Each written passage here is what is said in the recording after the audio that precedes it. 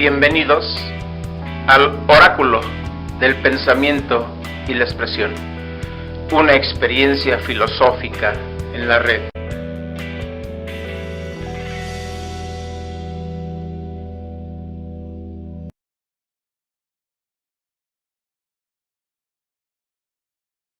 Hola a todas y a todos, sea la hora en la que se acerquen a este canal, buen augurio y mejor camino para ustedes. Hoy en el Oráculo del Pensamiento y la Expresión presentamos el misterio de la palabra, sonido y sonoridad 3. La verdad es bella porque consigue exponer al ser. ¿Por qué? Porque la verdad se busca y se busca con palabras. No es asunto de la ciencia ni de cualquier otro saber tecnificado o instrumental. Eduardo Nicol.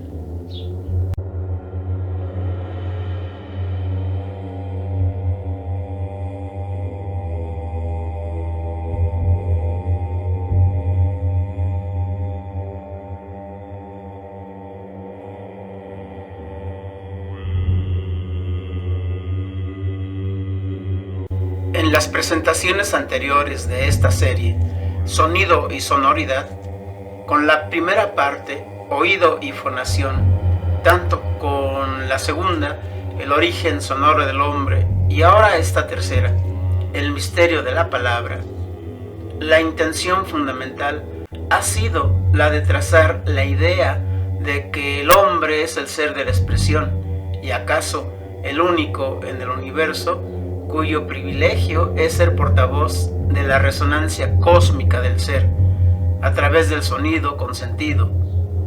En tanto el hombre fue diseñado, provocado o simplemente resultado con la facultad de la cognición, pero también con los órganos y funciones de la escucha y del habla, o sea, con la palabra, como la gran síntesis del universo. Dicho ontológica y metafísicamente, el hombre es símbolo del ser. La razón humana, por tanto, es expresión del logos universal.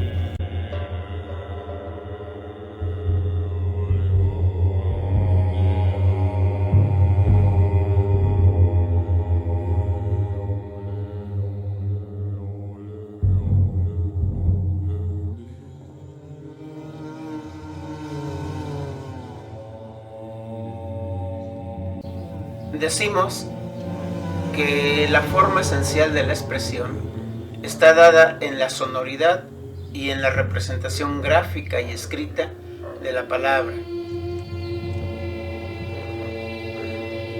Teniendo a la vista que la palabra también es voz, habla, dicción, pronunciación, representación simbólica o acto lógico que se exterioriza esencialmente a través de la metáfora y de los conceptos,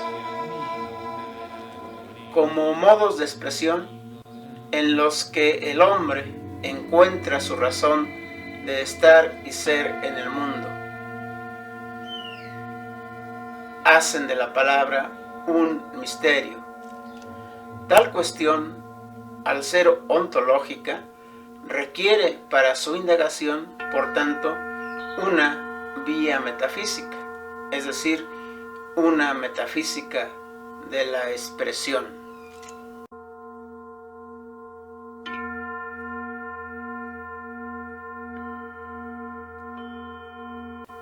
En la expresión encontramos la clave para la explicación de todo lo humano, de su ser y devenir, de su diferencia con lo no humano, de su acción y todas las posibles cualidades estéticas, religiosas, éticas, políticas, etc., de esta acción y finalmente de la conciencia, ciencia e historia misma.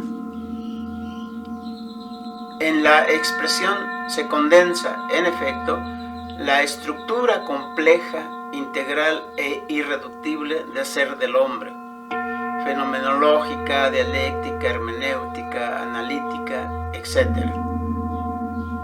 La expresión, en síntesis, por ejemplo, para Eduardo Nicol, es una categoría que abarca presencia, comunicación, lenguaje, verdad, historicidad, libertad. Todo lo que el hombre es y no es cabe en la expresión. Todos estos rasgos o caracteres de la expresión, Eduardo Nicol nos lo hace saber en su texto de Metafísica de la Expresión, editado por el Fondo de Cultura Económica. Desde luego, conviene tener en consideración que en el pensamiento de Eduardo Nicol, el ser de la expresión es un término polivalente, pero de significación propia, original, estrictamente ontológica. Es una categoría multívoca, polisémica, que reúne y abarca en unidad sintética varias y diversas significaciones, todas ellas conexas e interdependientes. En la expresión convergen los significados, básicamente, de todo lo que el hombre efectúa en el mundo. De sobra es conocido por todos que expresar es una acción que va de dentro hacia afuera y que consiste en un sacar, expulsar o exponer lo que yacía en el interior, que pone fuera, que muestra y da lugar a ser percibido por la atención de los demás, mediante gestos, ademanes, señas, sonidos, y principalmente como palabra en principio oral y luego palabra escrita. La expresión es la necesidad interna que el ser humano tiene para dar cuenta del mundo y de la mismidad. El hombre tiene necesidad de expresarse porque es el proceso natural mediante el cual puede comprender su presencia, actos o acciones en su existir, en la historia. De ahí la necesidad del requerimiento de la conciencia histórica. Es cierto, la expresión abarca muchos ámbitos y niveles. Obviamente, las formas de los lenguajes, las exteriorizaciones del dolor, alegría, tristeza, sufrimiento, etc. La pintura, la escultura, la música, etc. En general, las manifestaciones artísticas, pero también lo que el hombre sueña, anhela, aspira o piensa sobre lo celeste y lo terrenal, esto es, acerca de los dioses y de los hombres. De alguna forma, nada hay que no sea expresión. Por tanto, si algo hay, entonces es el ser de la expresión.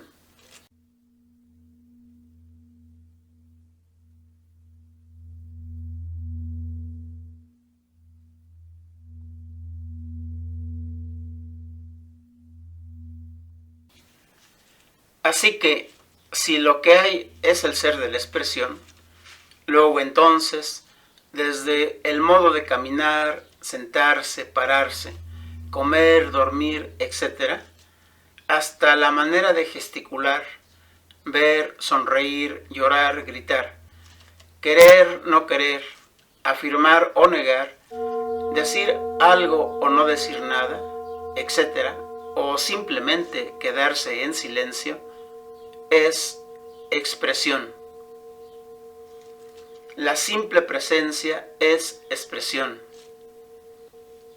El mito, la religión, el arte, la ciencia, la filosofía y todos los saberes cotidianos mediante los cuales se resuelven los problemas de todos los días son expresión.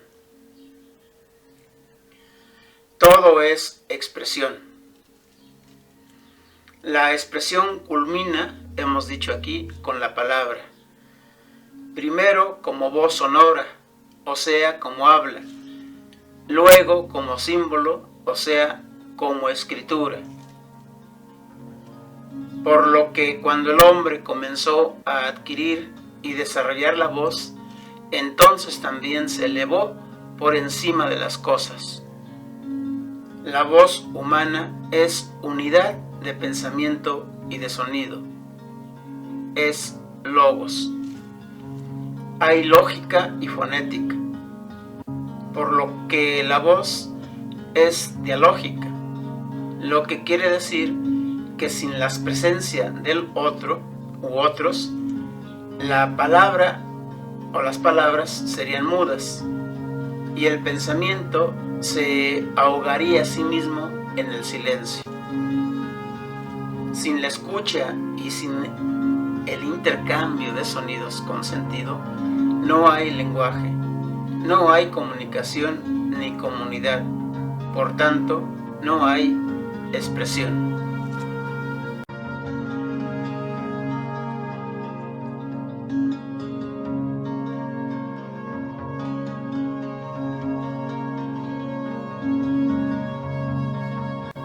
Eduardo Nicol, en su texto Formas de hablar sublime, fiel a su sugestivo estilo, es capaz de hacer una síntesis del problema ontológico o del misterio de la palabra bajo la siguiente forma. Dice el transterrado autor español lo siguiente: la primera vez que un hombre habló, debió estremecerse el mundo entero. El cosmos es indiferente porque es total, pero en cuanto dejó de ser lo único y salió de su propio seno el ser de la primera voz, quedaría, pienso yo, atónito, maravillado y contento. Ya no estaba solo, había procreado de sí mismo algo diferente de sí mismo y se habló a sí mismo. Y así ha de sentirse todavía ahora. Todavía ha de sentirse asombrado y regocijado, pues ha transcurrido una brevísima fracción de tiempo desde la primera voz. Desde que existe el hombre, la materia habla de sí, dialoga consigo misma cada vez que un hombre dice la montaña. La resonancia cósmica del nacimiento del verbo es superior a la explosión de millones y millones de novas. Lo decisivo es que desde entonces, termina diciendo Nicol, en el universo hay más ser.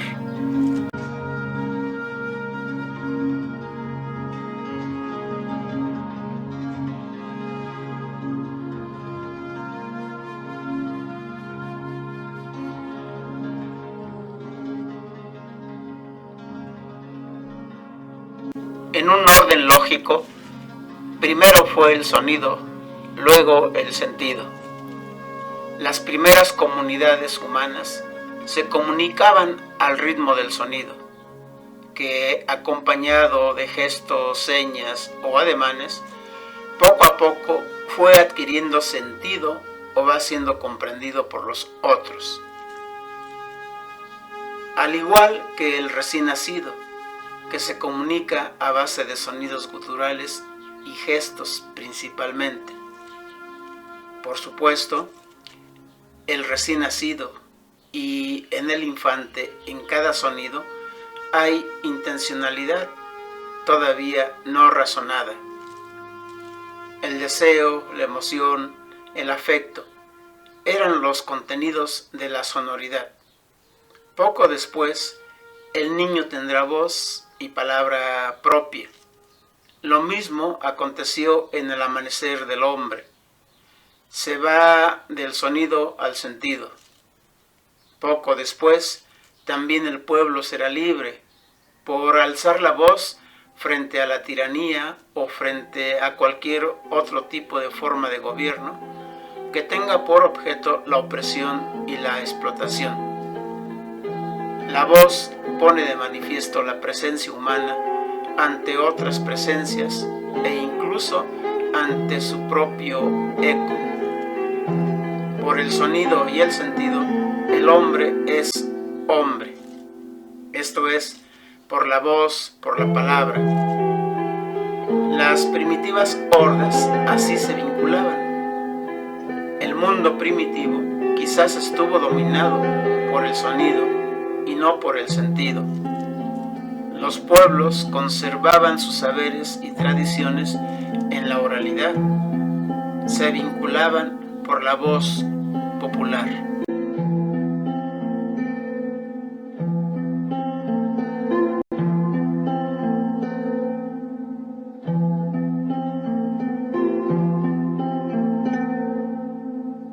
Con la sonoridad o voz, el hombre nombra cosas, animales y personas.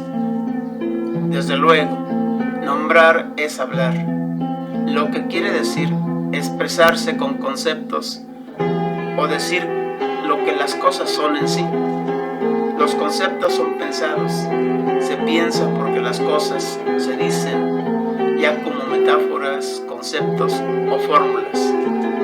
Sonido y sentido, sonoridad y logicidad, fonación e intelección están siempre en relación cuando el hombre se expresa mediante la palabra hablada y más tarde por la palabra escrita, tal y como lo deja saber Eduardo Nicol. Oigamos al filósofo, por cierto, hecho en México, hecho en CEU, en la UNAM. Dice el autor: no hay pensamientos sin sustantivos, que son el germen de los conceptos, o sea que el sonido y sentido de la palabra quedan organizados de la mejor manera posible bajo la escritura.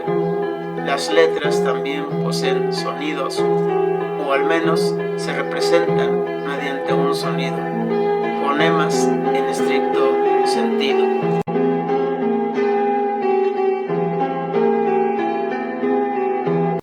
La voz, que es vinculatoria, también se incorpora a la personalidad del sujeto. Para Nicol, cada voz es personal, lo que pone de manifiesto que cada hablante tiene su propia tesitura, su propio timbre de voz. Es curioso cómo muchos aparatos de información y de comunicación contemporáneos solamente se abren o dan acceso al timbre de voz que les ha sido registrada o computada. Cada persona, cada región tiene sus propias maneras de pronunciar las mismas cosas. Por la sonoridad, esto es, por la tonalidad, se reconoce la región o zona geográfica y cultural a la que pertenece una persona. Decimos, ese es del norte, aquel del sur, esos son chilangos, aquellos jarochos son, etc.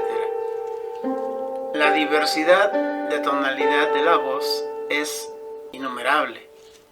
Asimismo, muchos son los niveles de frecuencia que la voz puede alcanzar. De ahí todos los tipos o clasificación de voces, por ejemplo en los cantantes, desde los tenores, barítonos, sopranos, mezzosopranos, etc. Los actores de voces, es decir, aquellos que poseen la capacidad o habilidad de producir simulacros mediante la voz. Crear personajes a través de la sonoridad de la voz y de la significación de la palabra.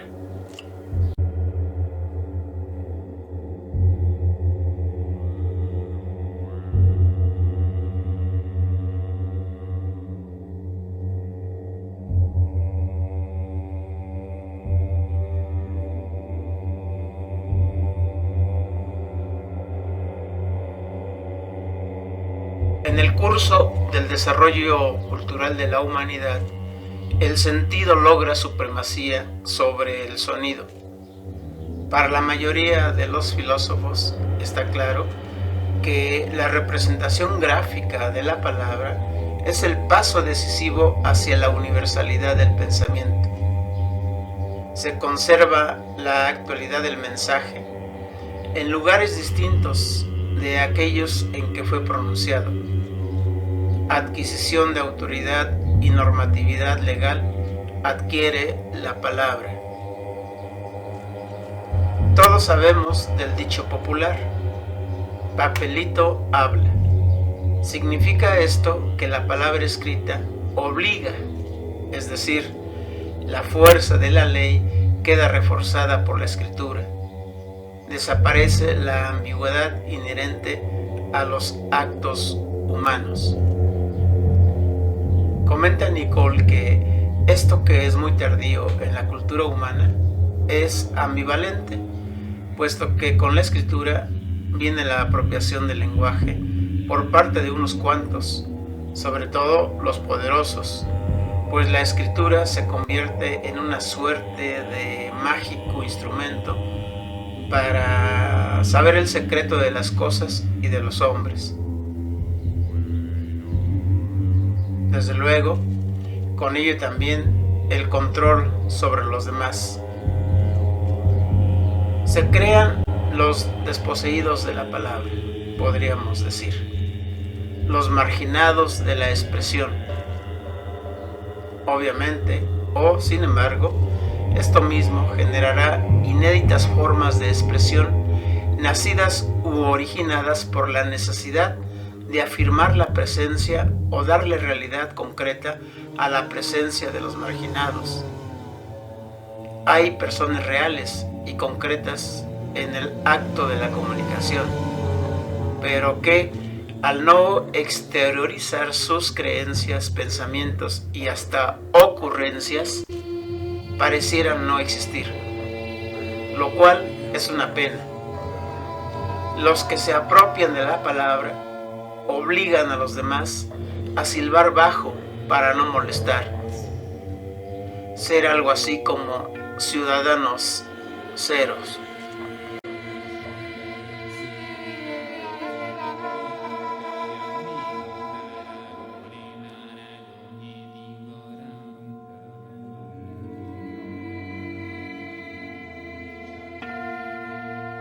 Cuando unos pocos se apropian de la escritura, asimismo se adueñan del mundo.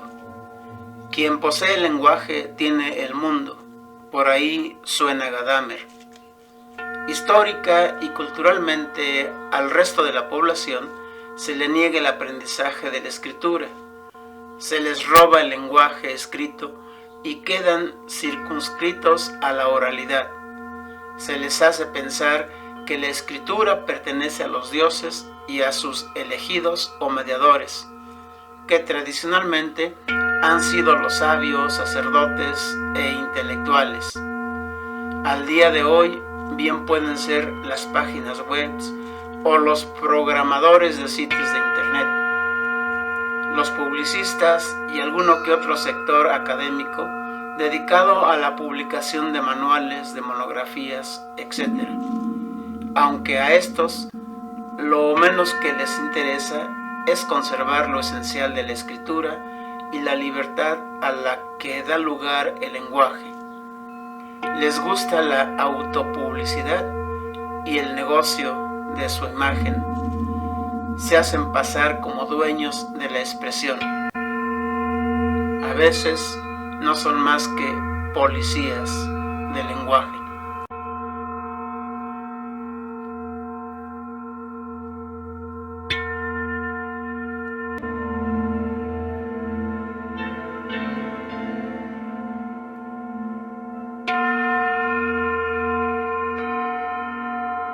Sin duda alguna, la relación sonido y sentido ha tenido un camino largo y amplio. Si primero fue el sonido, quiere decir que la oralidad dominó gran parte de la historia social, lo cual no quiere decir que la escritura no haya existido. En las culturas primitivas y arcaicas, sin embargo, las formas de escritura eran pocas y pocos los que sabían el uso de las mismas. Históricamente, se puede ilustrar que la voz sonora, esto es, la oralidad, fue el medio principal de relación y comunicación entre los hombres desde las comunidades primitivas hasta la aparición de la máquina de imprenta. Antes del poder tipográfico, la voz llevaba el rumbo de la vida. Todavía en las culturas clásicas de la antigüedad, por ejemplo, la griega y la medieval, la voz es la principal fuente de comunicación, relación, saber y educación. Allí, la escritura seguía siendo un tesoro resguardado por unos pocos.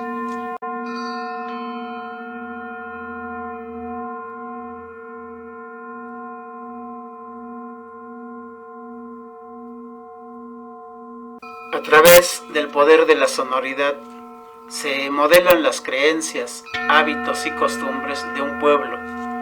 El canto, la poesía, la recitación, el teatro, la retórica, etc. Por ejemplo, en la escena cultural griega y romana, acontecen esencialmente por medio de la voz. La voz como tal es popular. Es el medio también para dar a conocer a los cuatro vientos los decretos imperiales a los que los ciudadanos habrán de ceñirse. Desde las narraciones épicas, mediante las que se cuentan oralmente el triunfo del hombre frente a las fuerzas de la naturaleza, personificadas por divinidades encolerizadas contra el ingenio humano, que le hacen padecer desgracias, conflictos, dilemas, sacrificios, muertes, y ganar también muchos honores en cada aventura, y con lo que el hombre se alza como un héroe.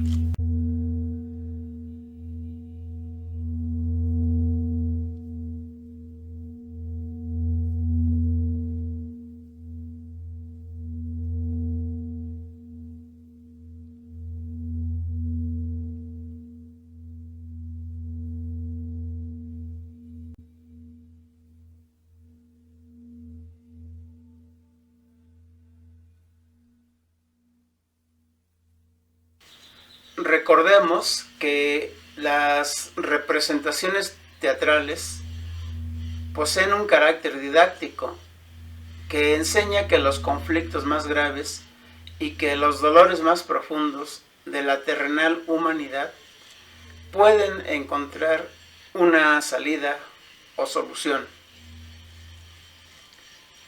El teatro clásico, que es oral, pone de manifiesto que el amor, el odio, muerte y la venganza son necesarios para establecer un equilibrio entre el destino y las decisiones propiamente del hombre frente a las de los dioses.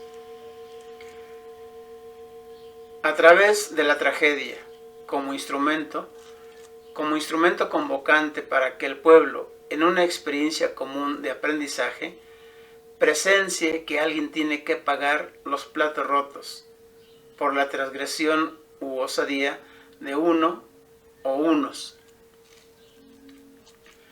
Así como Zeus castiga a Prometeo por el hurto del fuego, también los poderosos reprimen a los que hacen suyas las palabras y alzan la voz contra la opresión.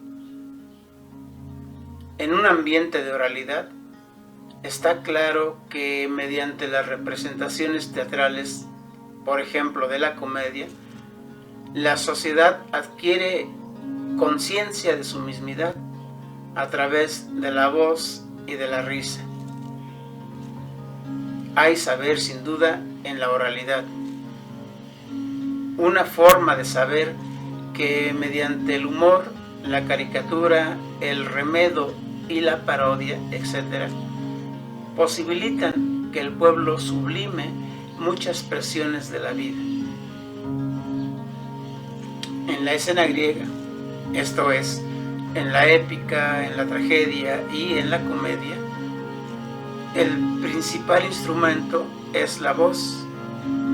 Todavía en la etapa de los sofistas, la voz sigue siendo el principal instrumento de expresión.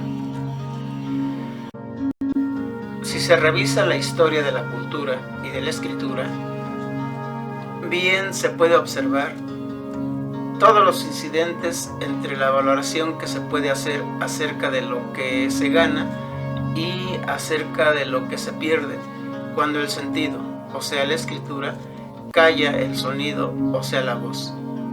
Por supuesto, la palabra o logos para los griegos es unidad de sonido y sentido. Sin embargo, se puede imaginar siempre una tensión entre sonido y sentido a lo largo del despliegue o desarrollo de la cultura humana.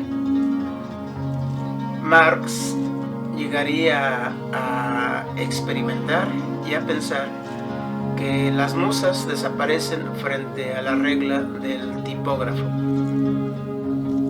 Quizás, como frente al hipertexto, la imaginación y la propia expresión humana se cohíben, se experimentan como cercadas, limitadas y obstruidas por los programas y formas de expresión oral y escrita digitalmente en la presente época.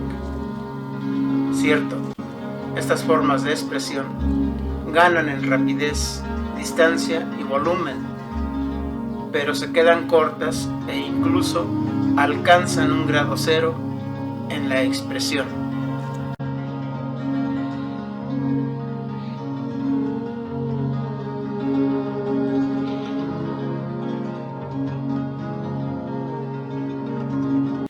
Para cerrar este capítulo del misterio de la palabra o del sonido sobre el sentido y hacer una valoración de la sonoridad, que ontológicamente hablando es el origen mismo del hombre, pueden ser citados dos pasajes de la filosofía clásica griega, relatados por Platón en el diálogo del Fedro, acerca de la dimensión de la escritura.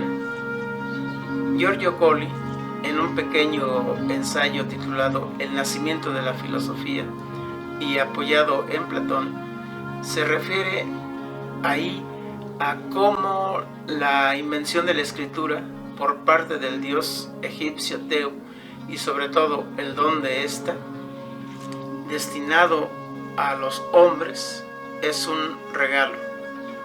Teu dona al faraón egipcio Tammuz la escritura. Teu enaltece los valores de su invención, pero el faraón replica que la escritura es, desde luego, un instrumento de rememoración, pero puramente extrínseco y que incluso con respecto a la memoria, entendida como capacidad interior, la escritura resultará dañosa. Por lo que se refiere a la sabiduría, la que proporciona la escritura será aparente, no verdadera.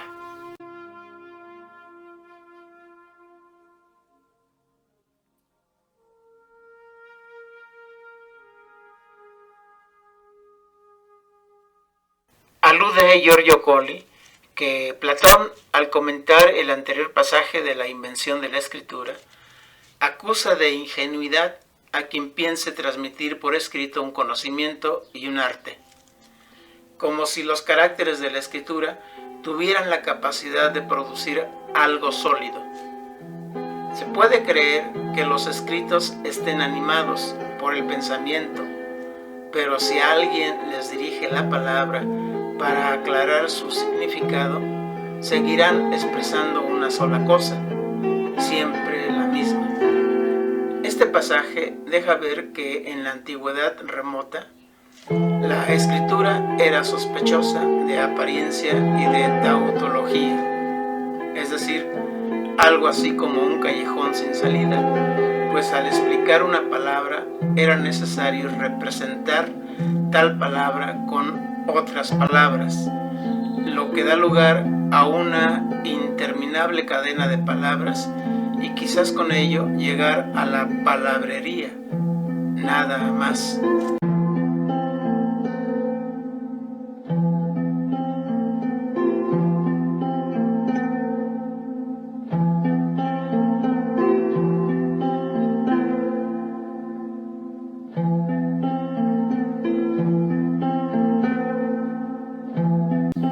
El segundo pasaje citado por Giorgio Colli en su texto El nacimiento de la filosofía pertenece a la séptima carta en la que Platón, hablando de su vida y de las experiencias dolorosas vividas en la corte del tirano de Siracusa, cuenta que Dionisio II había pretendido divulgar en un escrito la presunta doctrina secreta platónica.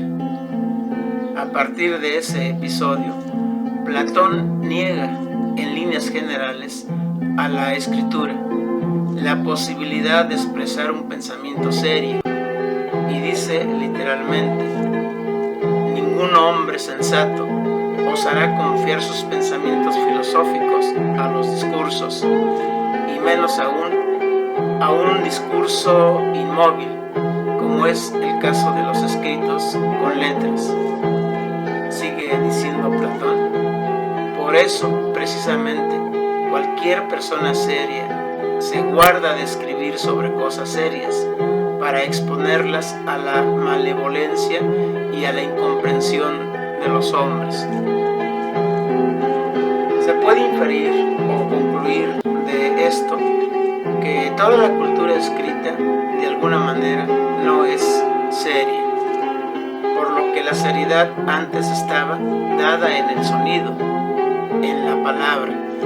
Se creía en la palabra del otro, aunque posteriormente el sonido quedará ligado a la musicalidad de la poesía y a las metáforas que el viento se lleva o que las olas del mar borran sobre la arena, y la escritura ligada al sentido proveniente del trabajo del concepto de la filosofía quedará. La polémica entre sonido, poesía, metáfora y sentido, filosofía, concepto, se prolongará hasta nuestros días. Véase el video de este canal, El mar como umbral entre la poesía y la filosofía.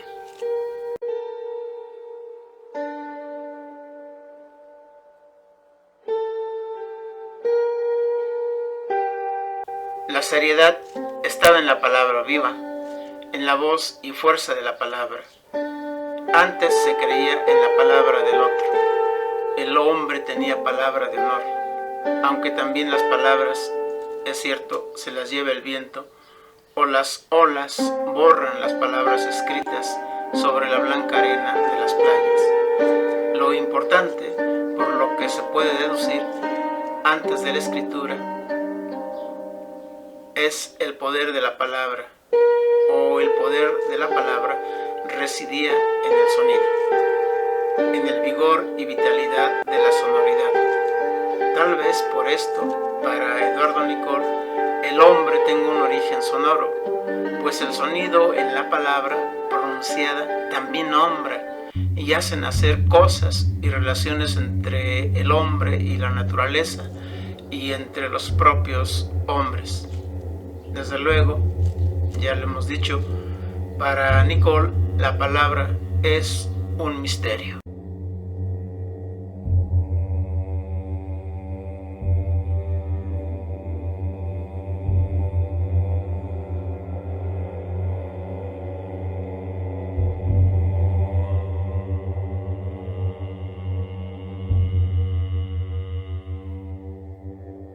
Muchas son las teorías y filosofías del lenguaje en la historia de la cultura humana.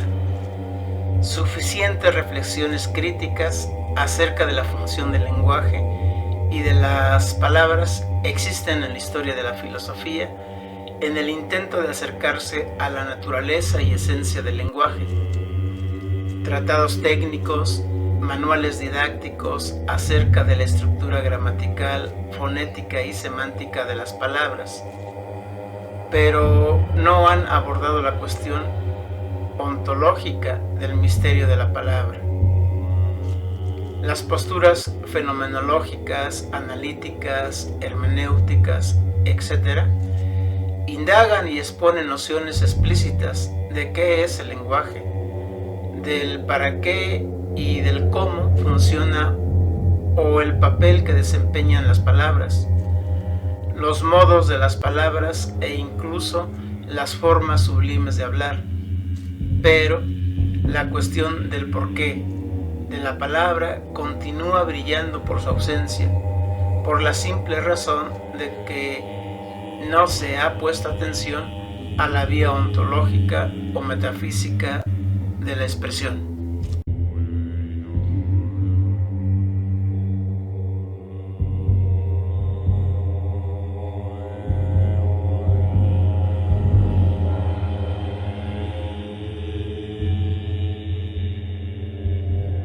Quizás entonces sea necesario sostener que el hombre es buscador del ser y de sí mismo, esto es, bajo una mirada o una vía metafísica de la expresión.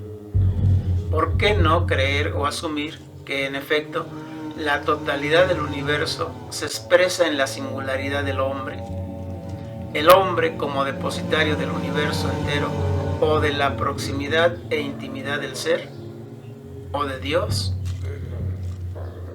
Tantos milenios llevan las culturas intentando resolver o iluminar esta cuestión, que seguramente seguiremos en la misma, mas no se debe rehuir dicha cuestión.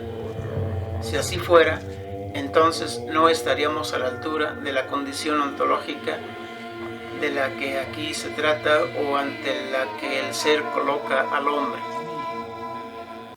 O, al menos, que la tecnología sí sea capaz de resolver tantas incertezas y angustias que el misterio de la palabra le ha traído y ha ocupado a la humanidad.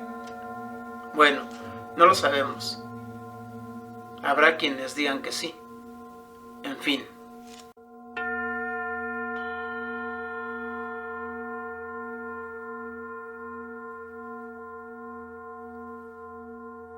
Bien, no se olviden suscribirse al canal.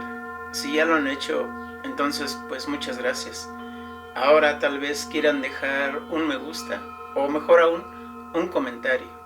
Ya saben, lo importante aquí es expresarse. Recuerden que expresándonos nos exponemos a nosotros mismos y al mismo tiempo es exponer lo pensado y lo nombrado, ante los demás y ante el ser también. De ahí que del ser hay que hablar bien, principalmente del nuestro, sino quién.